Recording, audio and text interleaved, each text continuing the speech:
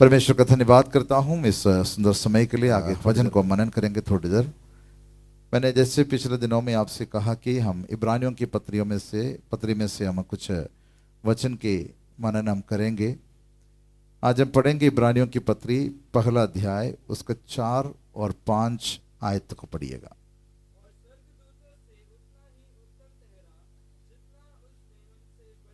का वारिस होकर उत्तम नाम पाया, क्योंकि स्वर्गदूतों में से उसने कब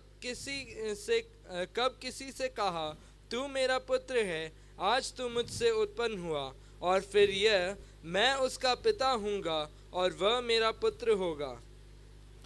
प्रभु का धन्यवाद हो इस वचन के लिए जो परमेश्वर ने दिया।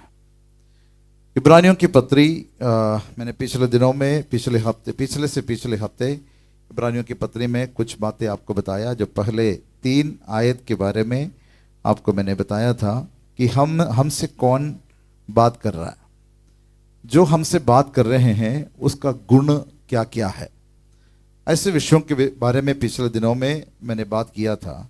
तो उसका सिर्फ कौन हमसे बात कर रहा है और उसका गुण क्या है, मैं सिर्फ एक लिस्ट आपके बीच में रखूंगा। उसके बाद 4 आयत में हम मनन करेंगे। ये फैन ऑफ कर देंगे, उठ रहा है पेपर।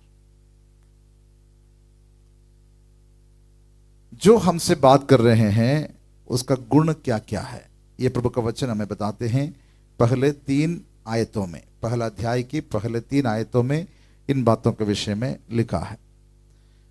जो हमसे बात कर रहा है वो सब चीजों का वारिस है, और दूसरा सृष्टिकर्ता है, और परमेश्वर का महिमा का प्रकाश है, और तत्व की छाप है, और सब कुछ अपने नियंत्रण में रखने वाले हैं। और परमेश्वर हमारे उद्धार को, प्रभु यीशु मसीह ने हमारे उद्धार का कार्य को पूरा किया। और एक और बात बीच में है, ठीक है, स्वर्ग में उठा लिया गया और पिता के दाहिने हाथ जा बैठा है। और क्या है, सुपीरियर टू एंजल्स, जो स्वर्गदूतों से भी महान है और उत्तम है। ठीक है ना।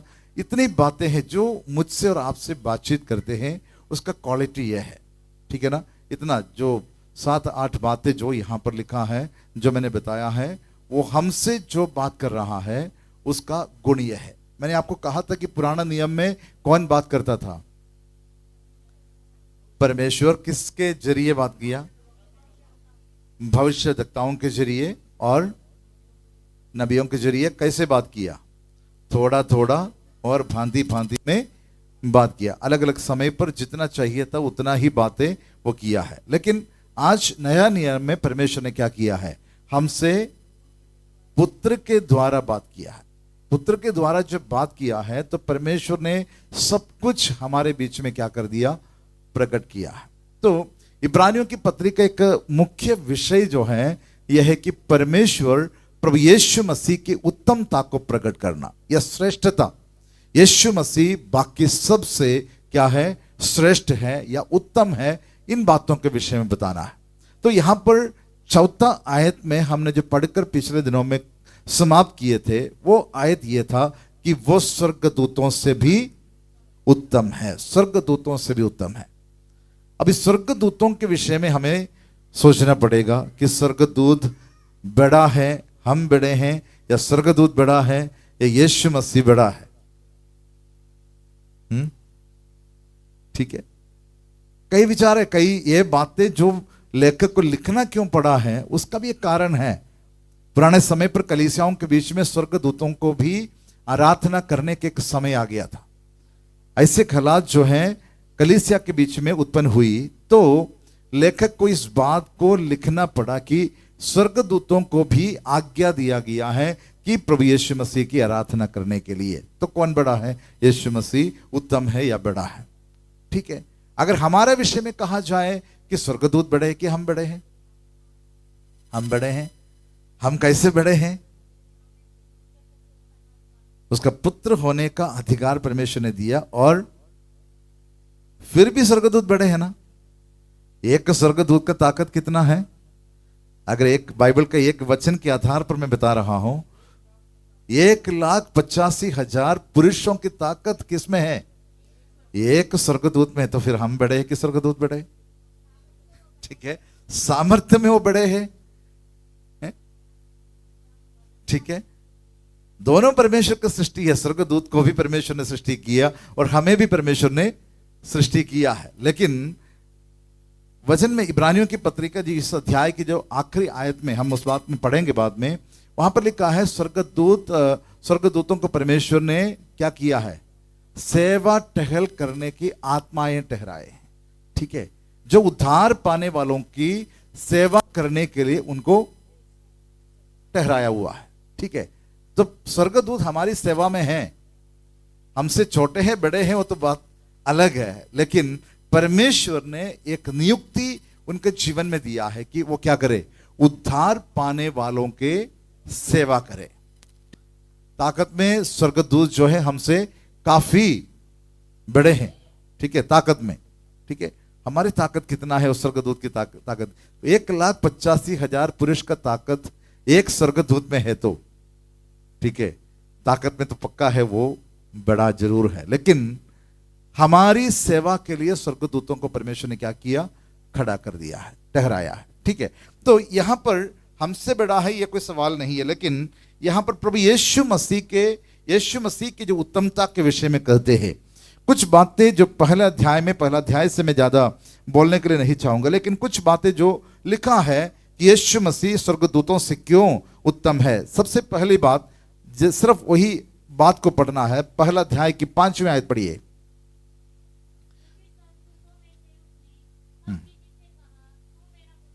हाँ, स्वर्गदूतों से कभी परमेश्वर ने यह नहीं कहा कि तू मेरा पुत्र है। फिर किससे कहा है? यीशु मसीह से कहा है। ठीक है ना, जब यूहन्ना बपतिस्मा देने वाले के हाथ के अधीन में यीशु मसीह जब बपतिस्मा ले रहा था, जब लेकर बपतिस्मा ले लिया तो क्या हुआ? ऊपर से आकाशवाणी हुई, ये मेरा प्रिय पुत्र है, इस पर मैं अत्यंत प्रसन्न हूं। ठीक है, ये आकाशवाणी जो है स्वर्ग से हुई है। तो यीशु मसीह से परमेश्वर ने क्या कहा? ये मेरा प्रिय पुत्र है, प्रिय पुत्र है। ठीक है, स्वर्गदूतों से यह बात नहीं कहा है। स्वर्गदूतों को परमेश्वर ने बनाया है अलग अलग सेवा के लिए। ठीक है, अगर स्वर्गदूतों के बारे में मैं आपको समझने के लिए बोल रहा हूं, वचन में ऐसे लिखा नहीं है, लेकिन आपको समझने के लिए मैं आपको एक बात बता दूं। स्वर्गदूतों का भी अलग अलग क्या है? डिपार्टमेंट दिए है ना। अब सरकारी ऑफिस में जाएंगे तो क्या है? डिस्पैच वाला अलग है। ठीक है ना, अलग अलग डिपार्टमेंट है। एक एक ऑफिस में जाएंगे तो अलग अलग डिपार्टमेंट है। तो स्वर्गदूतों को भी क्या ऐसे डिपार्टमेंट्स दिए हुए हैं क्या? अलग अलग काम दिए हैं, तो हम उसको डिपार्टमेंट के रूप में समझे। ठीक है, अब सबसे है ना द आर्कएंजल माइकल, ठीक है, उसका क्या काम था? युद्ध करने वाला। ठीक है ना, मिखाइल जो है लड़ाई करने वाले थे, युद्ध करने वाले थे। ठीक है, और दानियल की किताब में हम इस बात को पढ़ते हैं। और जिब्राइल, गैब्रियल मैसेंजर है। ठीक है, कैसे हमें पता है कि वो मैसेंजर है? मरियम के पास आ गया है। ठीक है ना, जिब्राइल स्वर्गदूत मरियम के पास आकर क्या बोला है? एक पुत्र जनेगी। ठीक है ना, वो जो यीशु मसीह के जन्म के विषय में सारे जो समाचार जिब्राइल स्वर्गदूत ने दिया है। और केरूब वो क्या करता है? केरूबों का क्या काम है? वो पहरवे हैं, मतलब वॉचमैन है। ठीक है ना, जब एदन की वाटिका से आदम और हवा को निकाला गया, उस वाटिका के द्वार पर किसको खड़ा किया? केरूबों को खड़ा किया है। ठीक है, ताकि वापस आदम और हवा अंदर ना आए। दूसरे एक और झुंड है, सराफ लोग, वो आराधना करते हैं। उसका हेड कौन था? लूसीफर। ठीक है ना, उसका हेड था जो लूसीफर है, आराधना करते थे। ठीक है, तो अलग अलग तरीके से सेवा के लिए परमेश्वर ने स्वर्गदूतों को सृष्टि किया है। और यहां पर उससे भी बड़ा या उससे भी उत्तम एक व्यक्ति को लेखक क्या करते हैं? हमें परिचय करवाता है। वो कौन है? यीशु मसीह के विषय में कहता है, किसी से कभी नहीं कहा कि ये मेरा पुत्र है। और उसका 8 आयत को पढ़िए। परंतु पुत्र के विषय में कहता है, हाँ हे परमेश्वर, तेरा सिंहासन युगान युग रहेगा, हाँ। तेरे राज्य का राजदंड न्याय का राजदंड ठीक है। अब यीशु मसीह के विषय में पिता परमेश्वर क्या कहते हैं? तुम्हारा सिंहासन युगान युग रहेगा, तुम्हारा राजदंड जो है न्याय का राजदंड है। हाँ, न्याय का तुम्हारा राजदंड जो है न्याय का राजदंड है। यह स्वर्गदूतों से कहा हुआ बात नहीं है। ठीक है, इसलिए कौन अच्छा है, कौन उत्तम है? यीशु मसीह उत्तम है। और 6 और 7 आयत पढ़िए, 6 आयत पढ़िए। और जब पहलौटे को जगत में फिर लाता है तो कहता है, परमेश्वर के सब स्वर्गदूत उससे दंडवत करें। तो परमेश्वर के सब स्वर्गदूत क्या करेंगे? उससे दंडवत उससे दंडवत करेंगे। अगर मैं किसी का दंडवत करूंगा तो वो कैसे होना चाहिए? मुझसे बड़ा होना चाहिए। ठीक है, मुझसे छोटे वाले को मैं कभी दंडवत कर सकता हूं? नहीं कर सकता। अगर किसी का दंडवत करना, कोई किसी का दंडवत करेंगे, ठीक है। अब उत्तर भारत में एक रीति है कि पैर छूने का। कौन किसका पैर छूता है? छोटे बड़े का। हाँ, बड़े छोटे का पैर कभी छूता है? नहीं। तो छोटे लोग बड़ों का क्या करते हैं? पैर छूता है। मैं एक उदाहरण के लिए बोल रहा हूं, वचन के अनुसार तो वो भी गलत है। ठीक है, हम करवाना नहीं चाहते, लेकिन कई जगह मजबूर हो जाते हैं कि लोग आकर करते हैं, वो अलग चीज है। लेकिन यहां पे वचन में क्या लिखा है कि सब स्वर्गदूत क्या करेंगे? उसका दंडवत करेंगे। तो स्वर्गदूत जिसकी आराधना करते हैं वो उत्तम है। प्रभु यीशु मसीह स्वर्गदूतों से भी उत्तम है। और उसका 10 आयत पढ़िए। और यह कि हे प्रभु, आदि में तूने पृथ्वी की नींव डाली, हाँ। और स्वर्ग तेरे हाथों की कारीगरी है। वे तो नष्ट हो जाएंगे, परंतु तू बना रहेगा। हाँ। और वे सब वस्त्र के समान पुराने हो ठीक है, जाएंगे। सारी सृष्टि क्या हो जाएगा? नष्ट हो जाएगा। किसने बनाई? लिखा है पृथ्वी का नींव किसने डाला? परमेश्वर ने डाला है। ये सारी पृथ्वी क्या हो जाएंगे? नष्ट हो जाएंगे, लेकिन तू बना रहेगा। यीशु मसीह कभी क्या नहीं होगा? कदम नहीं होगा। ठीक है, आदि से, हम पुराना नियम को जब पढ़ेंगे, आदि से लेकर अंत तक, है ना, आदि से युगान युग, युगान युग। ठीक है, जब से पृथ्वी उत्पन्न हुए उससे पहले, यूहन्ना की इंजील में लिखा है आदि में परमेश्वर था। ठीक है, 2 आदि के विषय में पढ़ते हैं ना। उत्पत्ति की किताब में एक आदि के बारे में लिखा है, और यूहन्ना की इंजील में भी क्या लिखा है? आदि के विषय में लिखा। आदि में, उत्पत्ति की किताब में क्या लिखा है? आदि में परमेश्वर ने आकाश और पृथ्वी की सृष्टि की। और यूहन्ना की इंजील 1 अध्याय 1 वाक्य में क्या लिखा? आदि में वचन था, वचन परमेश्वर के साथ था, और वचन परमेश्वर था। ठीक है, तो ये दोनों आदि में कौन सा आदि पहले का है? जो यूहन्ना में लिखा है। ठीक है, जो उत्पत्ति की किताब में सृष्टि से शुरू होती है, लेकिन यूहन्ना में जो बात लिखा है उससे भी पहले वो आदि कब है हमें नहीं मालूम है। हमें नहीं पता कि वो आदि कब है। तो सृष्टि से भी पहले सृष्टिकर्ता है। वो सृष्टिकर्ता की क्या करते हैं? हम आराधना करते हैं। वो सृष्टिकर्ता कभी भी क्या नहीं करेगा? ना बदलेगा। वचन में कई आयतें हैं, ऐसा लिखा है कि आकाश और पृथ्वी टल जाएगा, लेकिन क्या नहीं टलेगा? परमेश्वर का वचन कभी नहीं टलेगा। ठीक है, परमेश्वर ने दिया वो वचन नहीं टलेगा, तो परमेश्वर कहां बदल सकता है? या परमेश्वर कहां हट सकता है? तो परमेश्वर भी क्या नहीं होगा? कभी बदलेगा नहीं, बना रहेगा। सृष्टि, तमाम सृष्टि जो है नष्ट हो जाएंगे, लेकिन परमेश्वर तू ही बना रहेगा। ठीक है, इसलिए कौन उत्तम है? स्वर्गदूत उत्तम है। तो उसका 13 आयत को पढ़िए। और स्वर्गदूतों में से उसने किससे कब कहा, हाँ। तू मेरे दाहिने बैठ, जब तक कि मैं तेरे बैरियों को तेरे पांवों के नीचे की पीढ़ी ना कर दूं। ठीक है, अब स्वर्गदूतों से कभी परमेश्वर ने यह नहीं कहा कि तू आकर मेरे दाहिने हाथ बैठो। ठीक है, लेकिन किससे कहा है? पुत्र से क्या कहा है? तू मेरे दाहिने बैठ। ठीक है, यह परमेश्वर की आज्ञा है। तो यहां पर यीशु मसीह के उत्तमता के साथ स्वर्गदूतों को तुलना कर लेखक यहां पर बताते हैं। ठीक है, तो कौन उत्तम है? प्रभु यीशु मसीह सबसे उत्तम है। इस बात को इब्रानी विश्वासियों के बीच में लेखक बताना चाहते हैं। कारण यह है, ठीक है। उसके बाद हम दूसरा अध्याय में आते हैं। दूसरा अध्याय की जब पहली आयत में शुरू कैसे होता है, दूसरा अध्याय कैसे शुरू होता है? इस कारण चाहिए कि हाँ, हम उन बातों पर जो हमने सुनी है और भी मन लगाए। इस कारण चाहिए कि, है ना, इस कारण इंग्लिश में लिखा है देयरफॉर, कई वर्षन में देयरफॉर लिखा है। ठीक है ना, देयरफॉर। अगर ये एक अध्याय जब देयरफॉर या इस कारण ऐसे शुरू होता है तो ये क्या मतलब है? उसका मतलब क्या है? उसके पहले कुछ बातों को क्या किया है? बताया गया है। उससे पहले कई बातों को बता चुके हैं।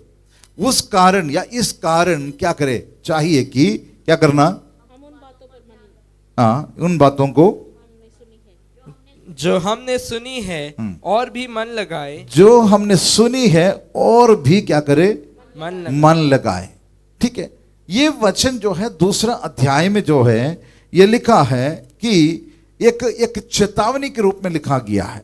ठीक है, इस कारण तुम्हें क्या करना चाहिए? मन लगाओ। एक चेतावनी है। ठीक है, इससे पहले उसका कारण जो है लेखक बता चुके हैं। और इस कारण जब बताते हैं कि हमने परमेश्वर का पुत्र की आवाज को सुन लिया है। हमने कौन सी आवाज सुना? हमने भविष्यद्वक्ताओं की आवाज को नहीं सुना है। हमने कोई मनुष्य की आवाज नहीं सुना।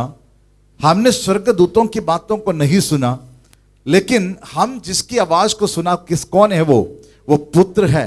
परमेश्वर का प्रिय पुत्र की आवाज को हमने सुना है। इस कारण चाहिए। ठीक है ना, पुत्र की आवाज को सुनने के कारण हमें और भी क्या करना चाहिए? मन लगाना चाहिए। और दूसरा कारण क्या है? कि जो हमसे बात किया है वो सबसे उत्तम है या महान परमेश्वर है। इस कारण हमें क्या करना है? और भी मन लगाना है। ठीक है, अब हम इस बात को थोड़ा से और आगे लेकर जाएंगे। ठीक है, यहां पर लिखा है कि परमेश्वर का लिखा है कि इस कारण चाहिए कि हम उन बातों पर जो हमने सुनी है और भी मन लगाए, ऐसा ना हो कि बहकर उनसे दूर चले जाए। यहां पर लिखा है कि परमेश्वर के पुत्र यीशु मसीह ने हमसे बातचीत किए है और इसलिए हमें क्या करना चाहिए? और भी मन लगाना चाहिए। ठीक है, अब मैं एक बात आपसे बताऊंगा, एक उदाहरण के रूप में एक बात बताए जाए। अब दोनों भाई आपस में बात करें, अगर एक भाई भाई को समझाना शुरू करे या कोशिश करे, क्या नहीं होगा? ठीक है, बातें करते इतना ध्यान नहीं देते। ठीक है ना, अभी शिवम शालोम को समझाने की कोशिश करे, शिवम बोले क्या जा रहे हैं, मैंने काफी सुना। ठीक है, हम इतना बहुत ज्यादा ध्यान देने की कोशिश नहीं करते। अगर वही बात अगर संजय समझाए तो क्या करेगा? अच्छे से समझेगा, नहीं तो पता चल जाएगा, है ना? ठीक है ना, अच्छे से उस बात को समझने की कोशिश करेगा। ठीक है, अब भविष्यद्वक्ताओं ने जो बात किया, स्वर्गदूतों ने जो बात किया, उन बातों को लोगों ने क्या क्या नहीं किया? उसका पालन नहीं किया। उसका पालन नहीं किया। उन बातों को पुराने नियम के लोगों ने क्या कर दिया? अनसुनी कर दिया है। आज्ञाओं को नहीं पालन किया। लेकिन अभी यहां पर प्रभु यीशु मसीह के बारे में लिखा है, अब हमसे जो बात कर रहे, कौन बात कर रहे? पुत्र खुद हमसे बात कर रहे हैं। इसलिए तुम्हें चाहिए, क्या चाहिए? तुम और ज्यादा उन बातों की तरफ मन लगाएं। पहले जैसा नहीं है कि स्वर्गदूत आकर तुमसे बात कर रहा है या कोई और आकर के तुमसे बात कर रहे हैं। तुम्हें और क्या चाहिए? तुम्हें डायरेक्टली तुम्हारे साथ परमेश्वर बातचीत करते हैं। आजकल की जो प्रॉब्लम क्या है कि परमेश्वर खुद हमसे बात करते हैं, लेकिन हम किसके पीछे भाग रहे हैं? हम तो भविष्यद्वक्ताओं के पीछे भागते हैं। ठीक है ना, हमें ज्यादा विश्वास, प्रभु से भी ज्यादा विश्वास किसके ऊपर है? भविष्यद्वक्ताओं के ऊपर है। ठीक है ना, जो चमत्कार करता है, जो चंगाई देता है, जो चंगाई के ऐलान करते हैं, हमें उसके ऊपर ज्यादा विश्वास है, ठीक है, प्रभु पर हम इतना विश्वास नहीं करते। प्रॉब्लम यह है। लेकिन परमेश्वर अपने वचन के जरिए क्या करना चाहते हैं, हमसे खुद बातचीत करना चाहते। प्रभु का वचन से बढ़कर कोई भविष्यवाणी नहीं है। सबसे बड़ा भविष्यवाणी कौन सा है? परमेश्वर का वचन है, ठीक है। अगर मैं हूं या कोई और खड़े होकर जब प्रभु का वचन आपसे बताते हैं, वो वचन आपके जीवन में अगर कार्य करते हैं, अगर वो वचन आपसे बातचीत कर रहा है, वो वचन आपके लिए क्या है? भविष्यवाणी है। उससे बड़ा भविष्यवाणी क्या हो सकता है? लिखित रूप में परमेश्वर का वचन मेरे और आपके हाथों में प्रभु ने दिया है। वचन बताने के लिए प्रभु ने अपने दासों को खड़ा किया है। तो परमेश्वर की आत्मा जब वचन से बोलते हैं, उन वचनों को ध्यान से सुनने की कोशिश करना, ना कि हम भविष्यवक्ताओं के चरणों पर बैठकर उनकी जो मुंह की मीठी बातों को सुनने की कोशिश ना करें। हम बहुत पसंद करते हैं उसको, ठीक है ना। अगर मैं आपको कहूं कि भाई संजय, आपको प्रभु आशीष देने जा रहा है, ठीक है, आपको बहुत बड़ी आशीष आने वाला है, आप तो बहुत खुश हो जाएंगे, आप बहुत खुश हो जाएंगे। लेकिन प्रभु की हजूरी में कौन गलत ठहराया? मैं गलत कर रहा हूं। आपको क्या बता रहा हूं मैं? ये झूठी भविष्यवाणी है जो प्रभु का वचन में नहीं है। एक बहुत बड़ा प्रभु का दास पिछले दिनों में क्या किया, जो पहले जो किया है उसके लिए माफी मांगा है, ठीक है, मैं नाम नहीं लेना चाहूंगा, उसके लिए माफी मांगा है। जो मैंने भविष्यवाणी किया वो गलत था, वो परमेश्वर की ओर से नहीं था, माफी मांगा है। परमेश्वर अपने वचन के जरिए मुझसे और आपसे बातचीत करते, और कोई तरीका नहीं है। अपने दासों के जरिए जरूर परमेश्वर आपसे बात करेगा। सिर्फ भलाई की बातें नहीं है, सिर्फ आशीष की बातें नहीं है, सिर्फ बढ़ोतरी की बातें नहीं होगा। आपके जीवन की गलतियां भी प्रभु की आत्मा आपको दिखाएगा। दाऊद के पास नाथान भविष्यद्वक्ता जाकर क्या किया है? दाऊद को बहुत अच्छी अच्छी बातें सुनाया नहीं है, लेकिन क्या बोला? वो पापी तू है, वो पापी तू है। हिम्मत है कोई भविष्यवक्ता के अंदर बोलने के लिए? अगर ऐसे बोलते हैं तो वो एक सच्चा भविष्यवक्ता है। अगर नहीं है तो परमेश्वर की ओर से नहीं है करके मुझे और आपको भी समझना चाहिए। प्रभु की आत्मा जब कार्य करते हैं, सिर्फ आपकी अच्छाई को नहीं बताएगा, आपके जीवन की कमी घटियों को बताकर आपको प्रभु में क्या करेगा? वापस लेके आएगा। एक भविष्यद्वक्ता का काम है, ठीक है। प्रभु मुझसे और आपसे क्या कैसे बात करते हैं? सीधा बात करता है, ठीक है। आप प्रभु की हजूरी में बैठो, प्रभु की आत्मा क्या करेगा? आपसे बातचीत करेगा। ध्यान रखना कि आप किसकी बातों को सुन रहे हैं और किससे आप बातचीत करते हैं, आपसे कौन बात कर रहा है, इन बातों का बहुत महत्व है। भविष्यद्वक्ता बात कर रहे हैं या परमेश्वर आपसे बात कर रहे हैं, या कौन है आपसे जो बात करता है, और किसकी आवाज को आप सुनना पसंद करते हैं, ये सब बातों को हमें देखना जरूरी है। जब परमेश्वर का वचन को जब सुनते हैं, ठीक है ना, यहां पर जो वचन हमने पढ़ा है उसमें अभी तक हमने पहुंचा नहीं है। वचन में लिखा है, जो वचन जब हम सुनते हैं तो कैसे सुनना चाहिए? With due respect. जितना आदर प्रभु का वचन को देना चाहिए, उतना आदर प्रभु का वचन के लिए हमें देना ही देना है, ठीक है। जैसे आप फिल्म देखने के लिए बैठे, वैसे प्रभु का वचन सुनने के लिए नहीं बैठना, ठीक है। आदर के साथ प्रभु की उपस्थिति में बैठे कि हम परमेश्वर के वचन को सुन रहे हैं। प्रभु के वचन के बीच में आपस में बातचीत नहीं चलता। अब बड़े घोर से परमेश्वर के वचन को सुनिए। यही प्रभु का वचन बताते हैं। परमेश्वर का वचन को जब सुनते हैं तो बड़े ध्यान से, बड़ा ध्यान पूर्वक परमेश्वर के वचन को सुनना है। इधर उधर हमारा मन भटका के प्रभु का वचन सुनने का कोई मतलब नहीं है। आप यहां पर बैठ सकते हैं और सफर कर रहे हैं अमेरिका में, हो सकता है ना, है? यह भी हो सकता है, ठीक है। आपका शरीर यहां पर है, लेकिन मन कहां पर है?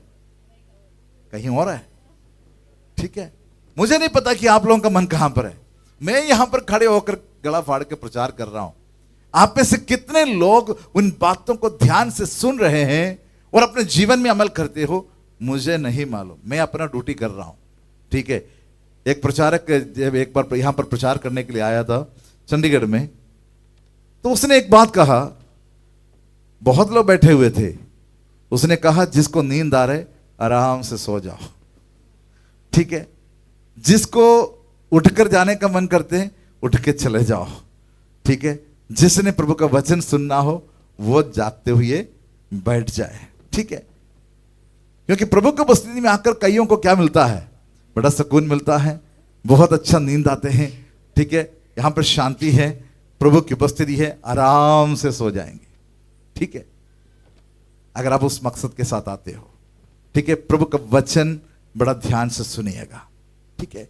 वचन में लिखा है जो बातें आपने सुना है उसको क्या करे? और क्या करे? और मन लगाए। और मन लगाना उस बात पे। कहने का मतलब क्या है? जो बातें आप सुन चुके हो उस पे क्या करे? और मन लगाए, और मन लगाए, ठीक है। हमें और ध्यान से परमेश्वर के वचनों को सुनने की जरूरत है। उसके लिए कई कारण हैं, उसके लिए कई कारण हैं, ठीक है। यहां पर सबसे पहली बात मैंने यहां पर बताया कि बिकॉज ऑफ द पर्सन, जो व्यक्ति हमसे जो बातचीत कर रहे हैं उसके कारण मुझे और आपको क्या चाहिए? उसके ऊपर और ध्यान से सुनने की जरूरत है। हमसे कोई भविष्यवक्ता बात नहीं कर रहे, स्वर्गदूत बात नहीं कर रहे, सर्वशक्तिमान परमेश्वर अपने पुत्र के जरिए, पवित्र आत्मा के जरिए, वचन के जरिए डायरेक्ट सीधा हमसे क्या करते हैं? बातचीत कर रहे हैं। इसलिए हमें क्या करना है? ध्यान से उन वचनों को सुनना जरूरी है, ठीक है। दूसरी बात यहां पर लिखा है कि जो स्वर्गदूतों ने जिन बातों के विषय में कहा है, अब पढ़िएगा उसके दूसरा अध्याय की दूसरा वचन। क्योंकि जो वचन स्वर्गदूतों के द्वारा कहा गया था जब वह स्थिर रहा और हर एक अपराध और आज्ञा ना मानने का ठीक ठीक बदला मिला, तो हम लोग ऐसे बड़े उद्धार, ठीक है। बस यहां पर स्वर्गदूतों से कहा गया वचन क्या लिखा है? स्थिर रहा है। स्वर्गदूतों के जरिए कहा गया वचन स्थिर रहा और क्या क्या मिला? हर एक अपराधों के लिए आज्ञा ना मानने से ठीक ठीक बदला मिला है, ठीक है। किसने वचन बोला था? स्वर्गदूतों ने वचन बोला, भविष्यवक्ताओं ने वचन बोला है, लेकिन वो ना मानने से परमेश्वर ने क्या किया? ठीक ठीक बदला दिया है, ठीक है। स्वर्गदूतों ने कौन सा वचन दिया है?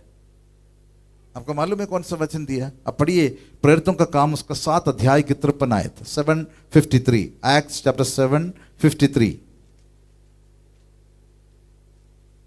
तुमने स्वर्गदूतों के द्वारा ठहराई हुई व्यवस्था तो पाई। हाँ, तुमने स्वर्गदूतों के द्वारा ठहराई हुई व्यवस्था तो पाई, ठहराई हुई व्यवस्था तो पाई, परंतु उसका पालन नहीं किया। उसका पालन नहीं किया। तो व्यवस्था किसके द्वारा मूसा के पास पहुंचे हैं? स्वर्गदूतों के जरिए। कौन सा बच्चे शोर कर रहा है? ठीक है, ये स्वर्गदूतों के जरिए क्या मिला है? व्यवस्था इजराइलियों के पास कहां से आए? स्वर्गदूतों के जरिए इजराइलियों के पास पहुंचा, लेकिन इजराइल के लोगों ने क्या नहीं किया? उसका पालन नहीं किया। अब पढ़िए व्यवस्था विवरण की किताब उसका 33 अध्याय की 2 आयत, ड्यूटेरोनॉमी चैप्टर 33 वर्स 2।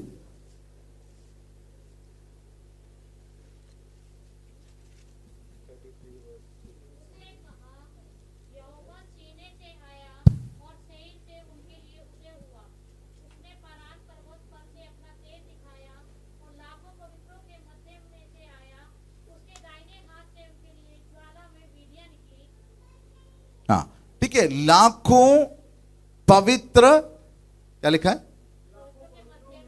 हाँ, लाखों पवित्रों में से आए हैं, पवित्रों के संग आए हैं, ठीक है ना। लाखों स्वर्गदूतों के संग आकर उनके दाहिने हाथ से क्या निकले?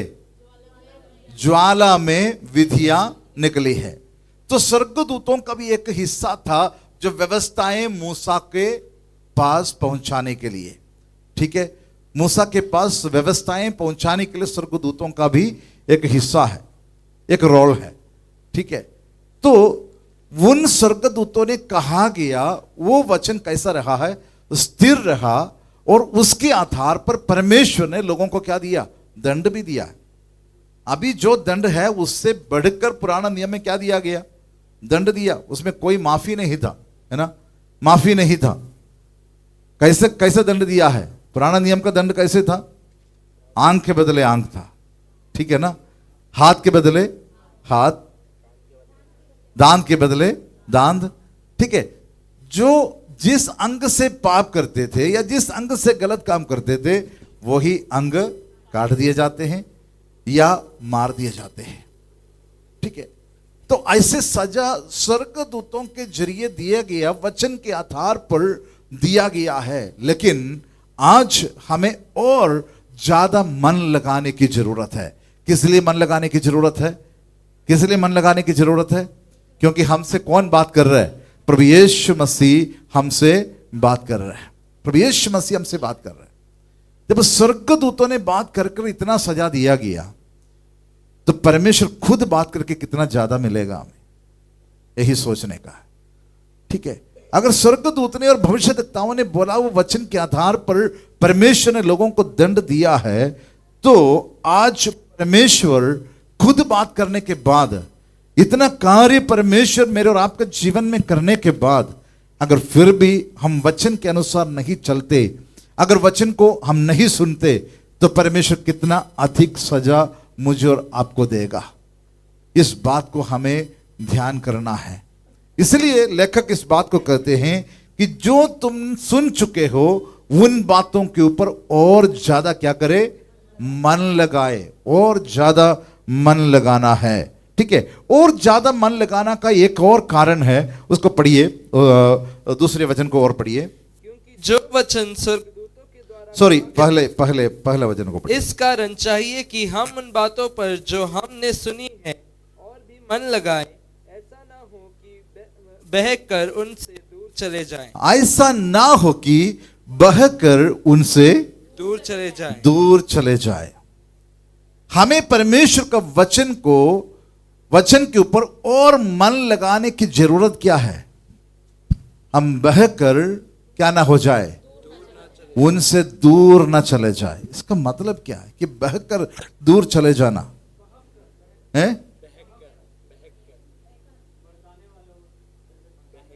मतलब कई बातों से हम प्रभु से क्या होते हैं, इंग्लिश में ड्रिफ्ट अवे लिखा है, कई वर्शंस में स्लिप अवे लिखा है, स्लिप, ड्रिफ्ट लिखा है, हम स्लिप लिखा है कई इंग्लिश बाइबल में, मतलब बहकर चले जाए, प्रभु से दूर चले जाना।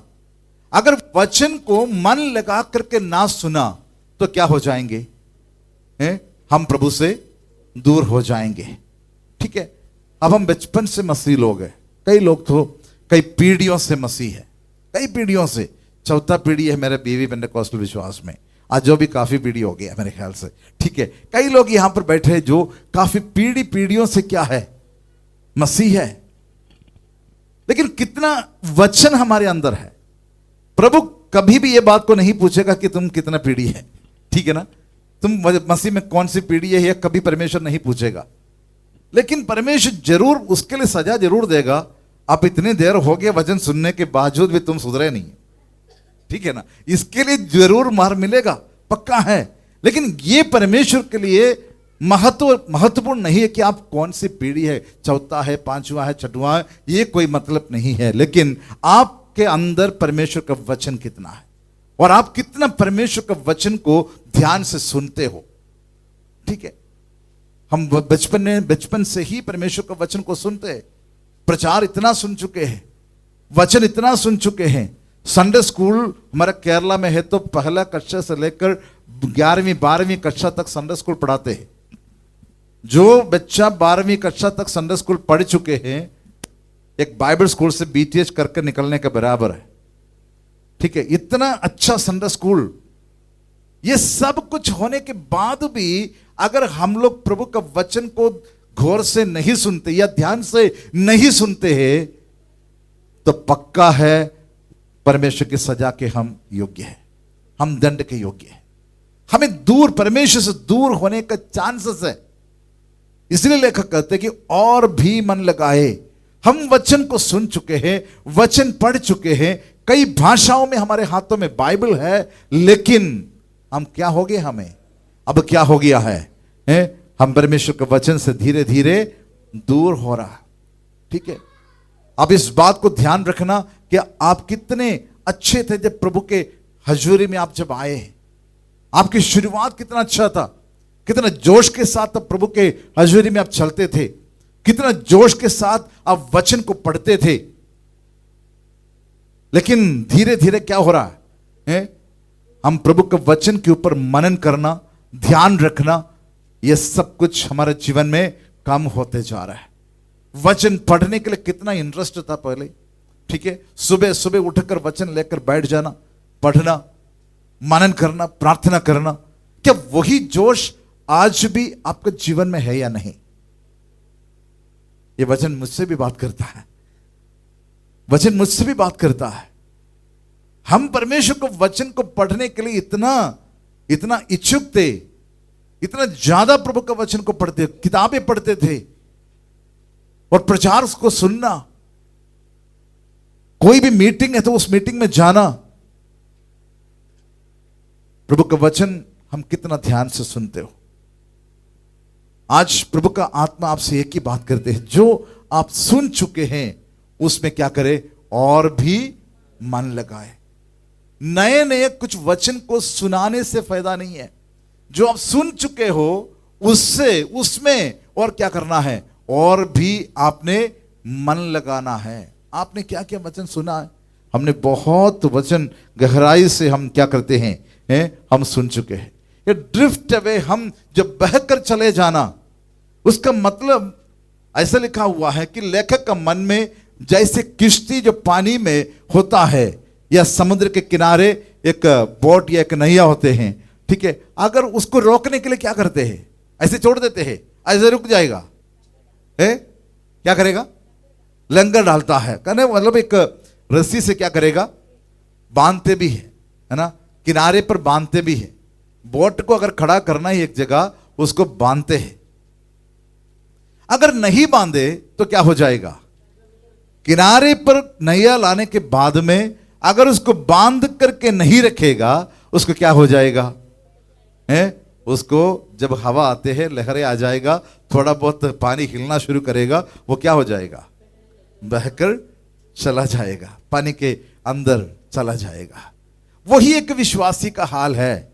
अगर मेरे और आपका जीवन परमेश्वर का वचन के साथ बांधा ना रहे तो क्या हो जाएगा, हम भी प्रभु के वचन से धीरे धीरे क्या हो जाएगा, दूर हो जाएगा, दूर हो जाएगा।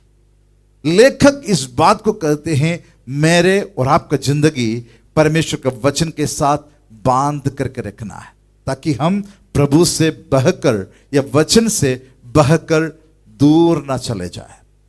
अगर दूर चले जाए तो क्या हो जाए, कोई भी उसको कंट्रोल नहीं कर सकता, ठीक है ना। हवा उसको ले गया या लहरें उसको उठाकर ले गया, उसका अंत क्या हो जाएगा, नाश है, विनाश है, सत्यानाश हो जाएगा। उसका कोई उसको बचा नहीं पाएगा। अगर वचन सुनने के बाद इब्रानियों के पत्र 6वां अध्याय में जब आते, वहां पर लिखा, वचन एक बार अगर प्रकाशन मिलने के बाद में अगर उसको त्याग कर पीछे हट जाते हो, उसको आगे लाना नामुमकिन लिखा है, इट इज इम्पॉसिबल। उसको आगे लेकर आना नामुमकिन है। वहां पर लिखा है वो उसकी बराबर है कि प्रभु यीशु मसीह को दोबारा क्रूस पर चढ़ाने के बराबर है, ठीक है। तो हमें कितना ध्यान रखने की जरूरत है कि परमेश्वर पर हम बने रहे। इब्रानियों की पत्री 12 अध्याय की पहले और दूसरी आयत में लिखा है, इसलिए गवाहों का इससे बड़ा बादल हमें घेरे हुए हैं।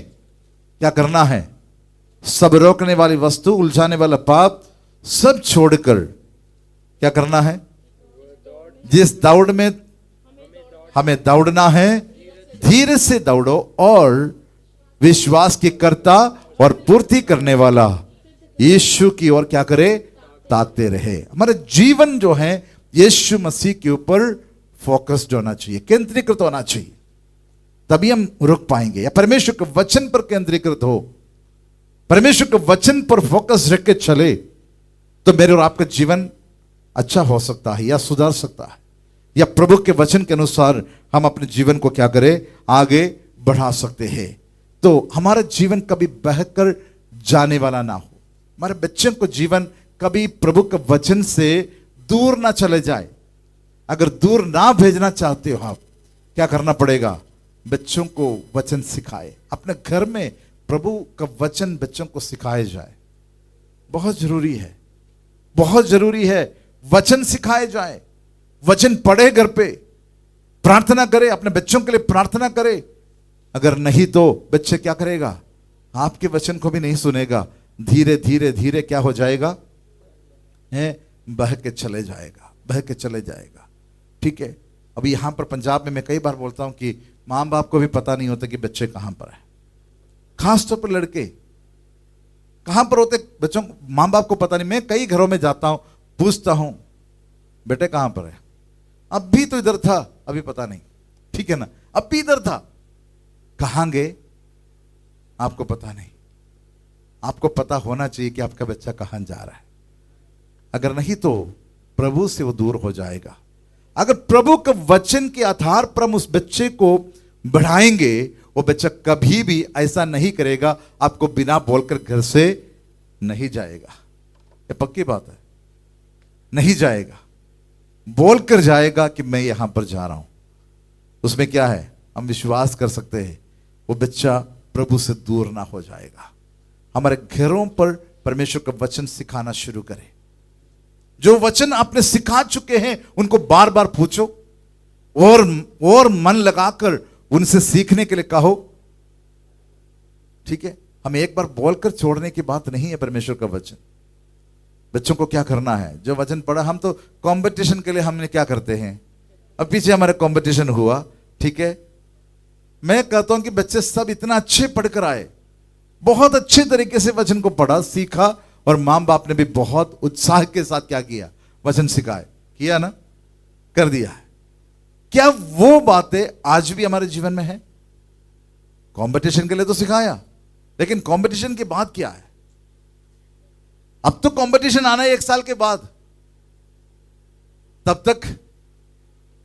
तक हम क्या करेंगे, हैं? बच्चे खड़े होते हैं, कई बार बच्चे बोल नहीं पाते वचन, कंपटीशन में बिना रुके बच्चे बोला है, तो कितना दर्द के साथ मां बाप ने सिखाया है? वही काम आज भी आप करें, आज भी आप करें। जो वचन आपने सिखाया है और भी उनको क्या करे, सिखाए, और भी उनको सिखाए, और मन लगाकर प्रभु का वचन पढ़ने के लिए उनको बोला जाए।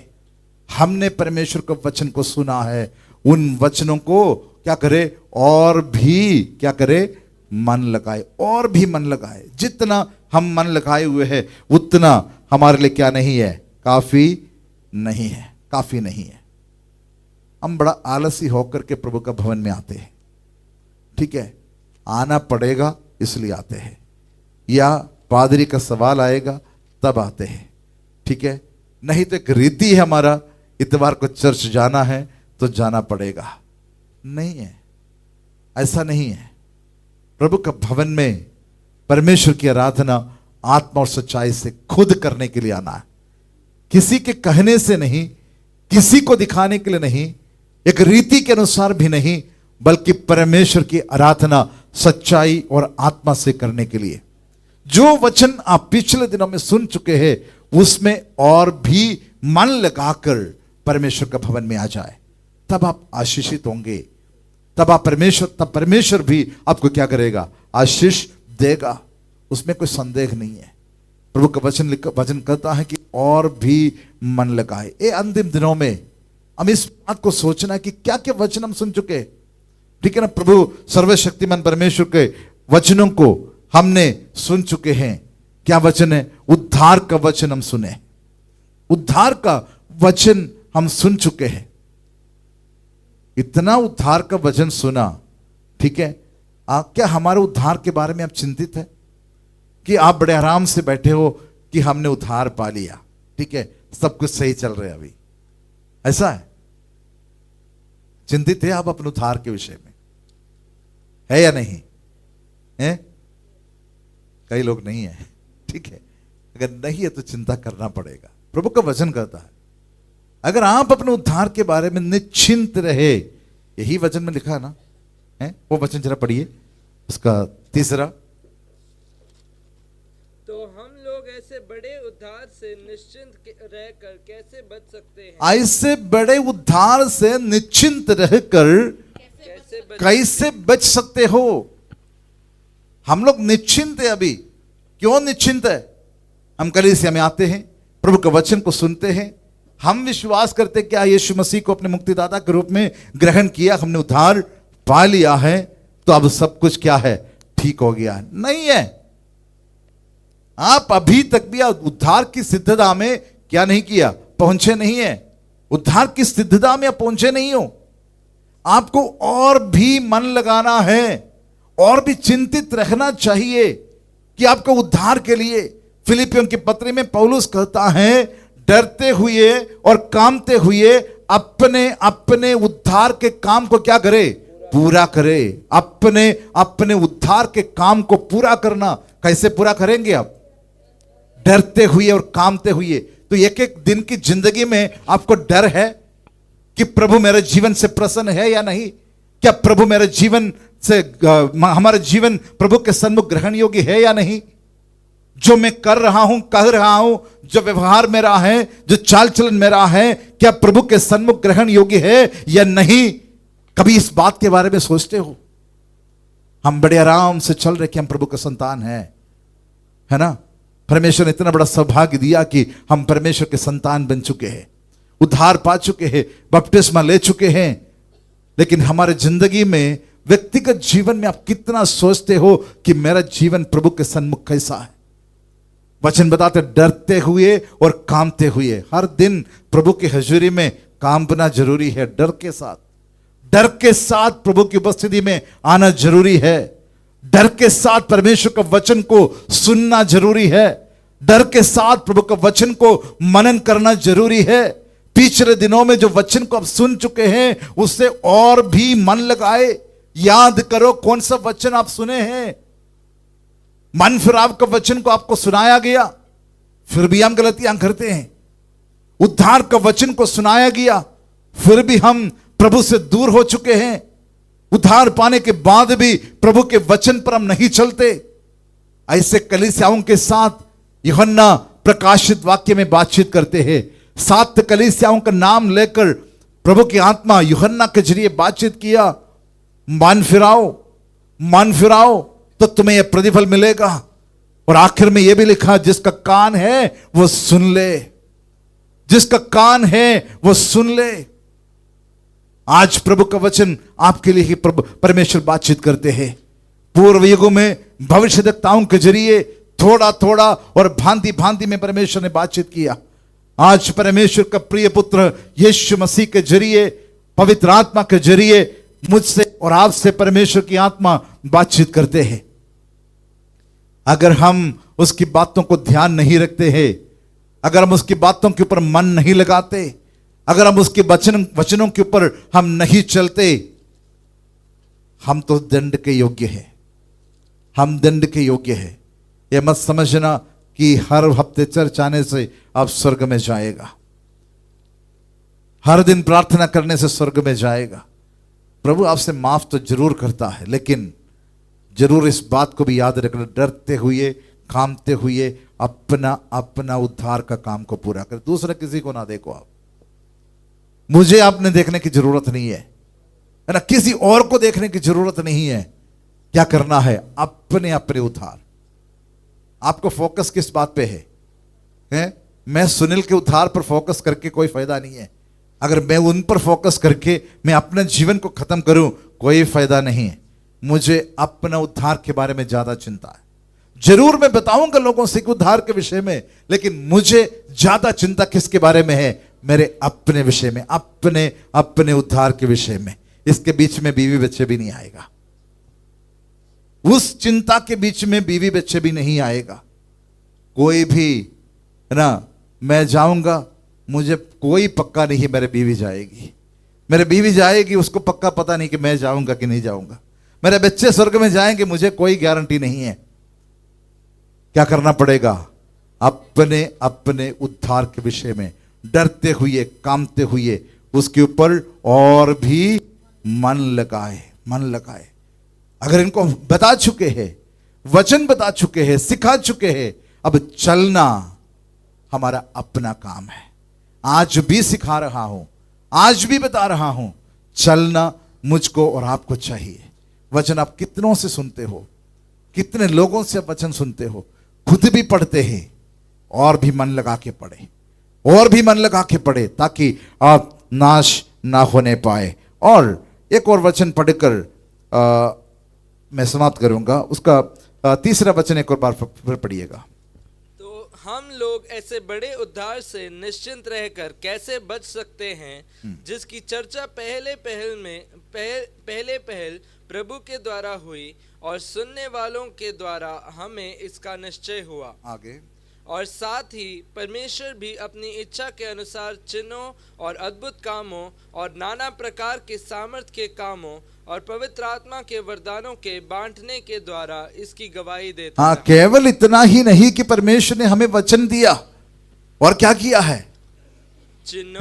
चिन्हों, अद्भुत कामों और नाना प्रकार के सामर्थ के कामों, नाना प्रकार के सामर्थ के कामों और पवित्र आत्मा के वरदानों के बांटने के द्वारा, पवित्र आत्मा के वरदानों को बांटने के द्वारा इसकी गवाही देते हैं। जो वचन परमेश्वर ने बताया, जो वचन जो है पुत्र ने हमसे बताया है, उस वचन की गवाही परमेश्वर ने कैसे दिया? चिन्ह और चमत्कार और अद्भुत काम और पवित्र आत्मा के वरदानों के बांटने के द्वारा परमेश्वर ने क्या किया? उसकी गवाही दिया है। तो एक निश्चय हुआ है ना, दृढ़ निश्चय परमेश्वर ने दिया है। चिन्ह और चमत्कारों के जरिए भी परमेश्वर ने हमसे क्या किया? बातचीत किया है। हम यशायाह नबी की किताब में आ जाए। यशायाह नबी की किताब उसका 28 अध्याय के 22 और 23 आयत को पढ़िए।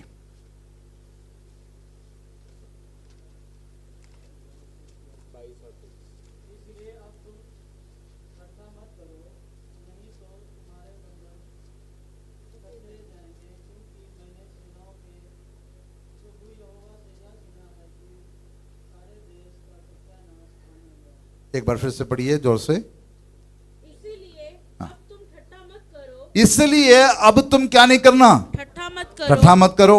और तुम्हारे बंधन कसे जाएंगे, तुम्हारे बंधन क्या हो जाएंगे? कसे जाएंगे, कसे जाएंगे।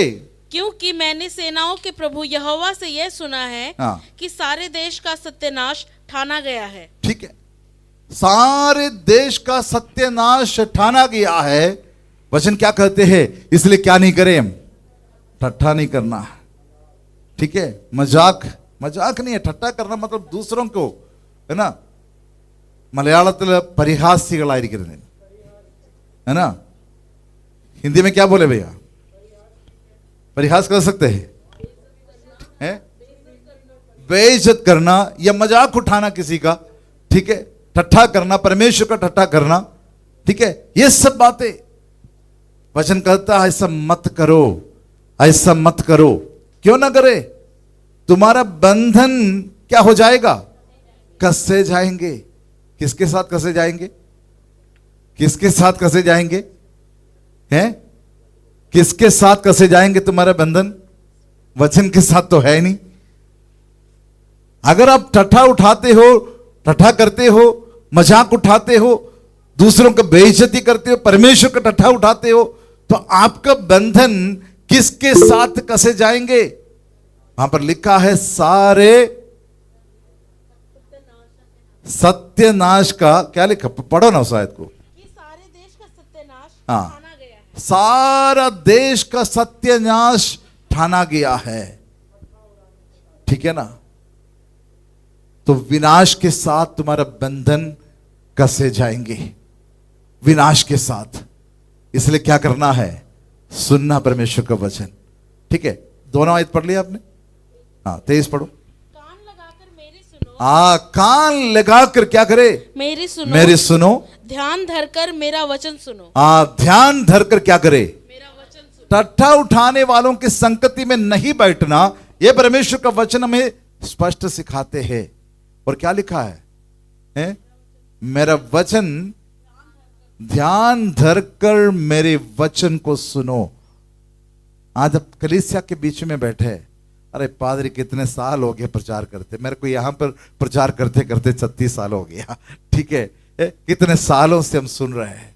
ठीक है, लेकिन कोई भी प्रभु का दास या कोई भी व्यक्ति प्रभु का वचन जब बताते हैं, उसको कैसे सुनने के लिखा है? ध्यान धरकर परमेश्वर का वचन को सुनो। इसलिए मत लेना, हो सकता है शायद एक वचन आपको छुए।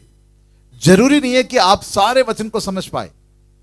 जो यहां पर बोले जाएंगे सब कुछ समझना शायद हो भी नहीं सकता,